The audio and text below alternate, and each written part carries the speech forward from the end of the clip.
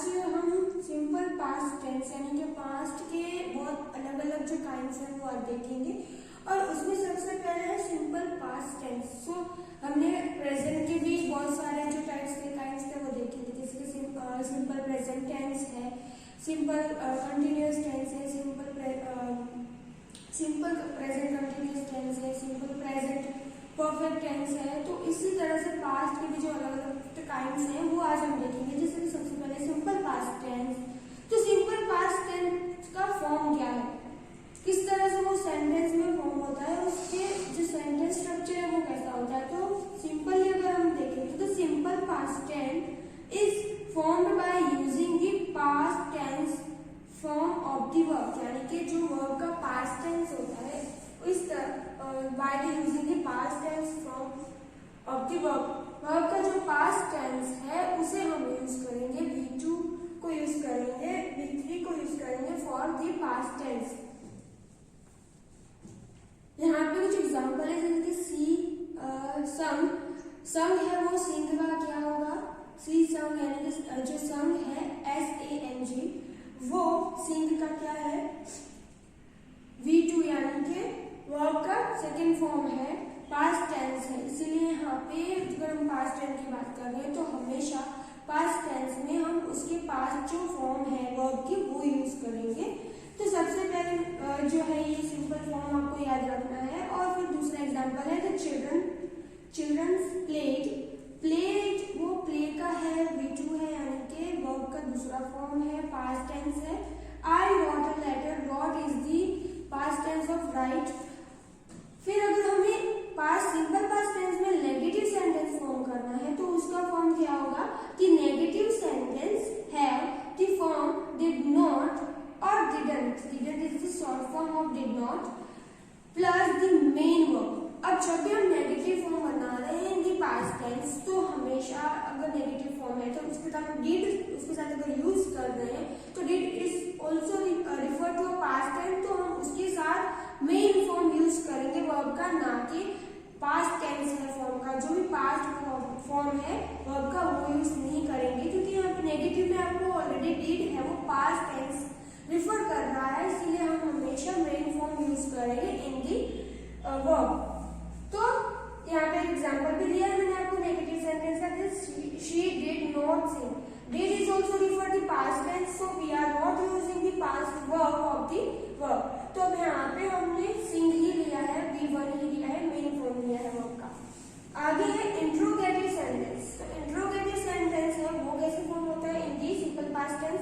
तो simple past tense में मैंने यहाँ पे एग्जांपल लिखा है जिसमें बी, अगर आप कोई भी इंट्रोगेटिव सेंटेंस बना रहे हो तो the interrogative sentence are formed by placing did before the subject and the base form of a verb after the subject. यानी कि इंट्रोगेटिव सेंटेंस में भी हमें डिड लगाना है जो पास्ट टेंस को रिफर करता है already, that's why we are using the form 1 V1 यानी कि जो मेन फॉर्म है वर्ब का वो।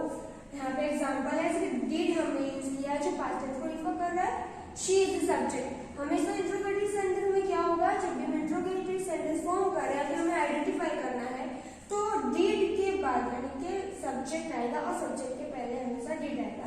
And that's why main form of जो भी सिंग है या कोई भी फॉर्म है उसका मेन फॉर्म लगेगा नेगेटिव एंड इंट्रोगेटिव सेंटेंस में, because did is refer past tense already in this sentence.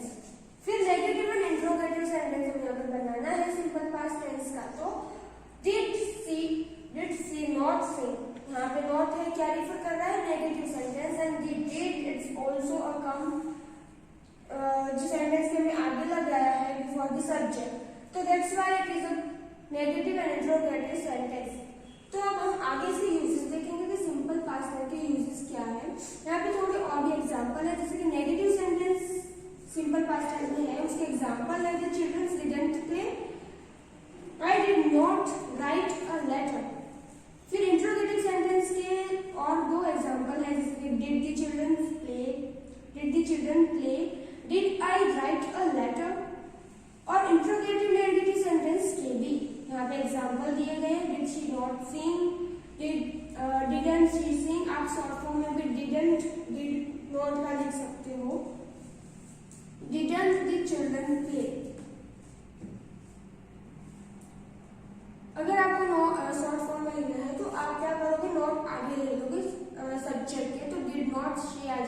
किसी भी शॉर्ट फॉर्म में लिख सकते हो उसे। फिर uses of the simple past tense. तो uses of the simple past tense क्या है? The simple past tense is used to indicate an action that was complete in the past. यानी कि आप उस एक्शन को रिफर करना चाहते हो, उस एक्शन को एक्सप्रेस करना चाहते हो जो पास्ट में जो है हो चुका है। तो उसके लिए आप एग्जांपल दिए हैं, I went to Delhi yesterday. अब यहाँ पे वेंट है वो क्या है? पास्ट टेंस है होगा, और yesterday is refer to past जो है दिखा रहा है। यहाँ पे ऐसे कीवर्ड्स होते हैं कुछ, यस्टरडे या फिर days ago, last week, that's a keywords which refer to past tense. Simple past tense में और भी एग्जाम्पल है, जैसे कि अगर तुम्हें इंडिकेट करना है कोई कंप्लीट एक्शन जो पास्ट में हुआ है। She met us 2 days ago. Met is the V2 यानी कि फॉर्म है, पास्ट फॉर्म है, और यहाँ पे he wrote a letter to her last week. It's indicate the past tense. जो एक्शन है वो कंप्लीट हुआ है in the past. Sometimes without adverbials of time. My father congratulated me on my brilliant success. Our team won the match. ये तो example किसके हैं? जो है विदाउट टाइम, यानी कि अभी मैंने आपको आगे जो एग्जाम्पल बताया वो उसमें टाइम दिया गया है कि यस्टरडे या फिर डे आफ्टर, डेज अगो, ऐसे जो सारे टाइम कीवर्ड्स दिए गए हैं और एडवर्ब्स दिए गए उसके बिना भी यूज होता है। और जैसे कि my father congratulated me on my brilliant success, यानी कि उन्होंने मुझे कांग्रेचुलेट किया था, that's indicate the past tense, simple past tense. फिर for an activity done in the past, कोई एक्टिविटी है जो इन द पास्ट में हुई है तो उसको भी रिफर करने के लिए हम सिंपल पास्ट टेंस यूज करेंगे। Then Satish studies for 3 hours. Studies it indicate the past tense. We always remember there is a use of the past tense, and the simple में क्या होगा? सिर्फ past tense यूज किया है, formed by the past tense, form verb का जो है उसके द्वारा इंडिकेट किया गया होगा। I shone for half an hour. We talked for 5 minutes.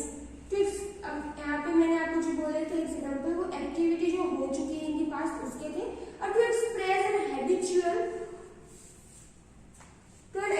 Habitual और regular action in the past, के कोई भी ऐसी हैबिट है या फिर रेगुलर एक्शन है जो हम डे टू डे कर रहे हैं और उसको हम पास्ट में दिखा रहे हैं, तो उसके लिए भी इन दी पास्ट अगर हमें कोई हैबिट थी या फिर इनकी रेगुलरली कुछ काम कर रहे थे इन दी पास्ट में, तो हम उसके लिए क्या यूज करेंगे? Simple past tense.